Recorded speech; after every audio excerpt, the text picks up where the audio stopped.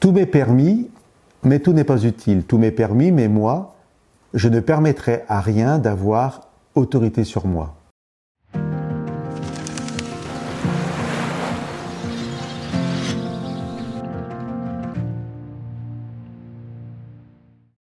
Il n'y a pas de plus grande liberté que celle obtenue lorsque nous remettons nos vies entre les mains de Dieu. Personne n'est plus libre que celui qui se soumet à Dieu. Cela peut sembler contradictoire, mais la véritable liberté n'est pas de faire ce que l'on veut, mais de faire la volonté de Dieu. Seule garantie de véritable libération.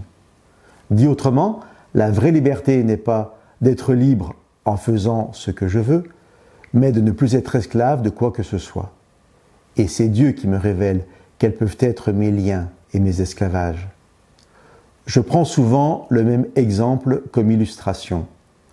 N'est pas libre celui qui fume parce qu'il fait ce qu'il veut, est vraiment libre celui qui peut arrêter de fumer parce que Dieu l'a libéré de cette addiction. Au chapitre 2 de sa deuxième lettre, au verset 19, l'apôtre Pierre écrit « Ils sont esclaves d'habitudes destructrices, car chacun est esclave de ce qui le domine. » De son côté, dans sa première lettre aux Corinthiens, Paul va lui aussi rappeler ce qu'est la vraie liberté, telle que nous venons de la définir, la possibilité de faire des choix qui vont dans le sens du bien, de la vie, et non pour satisfaire simplement ses propres désirs. Paul nous donne un critère qui nous permettra de savoir que choisir. Tout ce que je vis doit rendre gloire à Dieu, soit dans la façon dont je traite et prends soin de mon corps, de moi-même, soit dans la façon dont je me comporte avec les autres et avec Dieu. Je vous lis 2 paroles de Paul des chapitres 6 et 10. Vous allez jusqu'à dire « tout m'est permis ». Oui, cependant, tout ne vous est pas utile.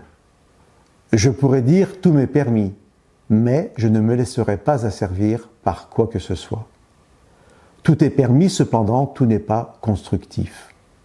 Chers amis, approchons-nous chaque jour de Dieu dans la prière et laissons Dieu agir dans nos vies. Même si nous ne pouvons pas l'expliquer, l'Esprit de Dieu agira avec sa puissance et sa grâce. Nous connaîtrons la vérité et la vérité nous rendra libres. Que Dieu vous bénisse.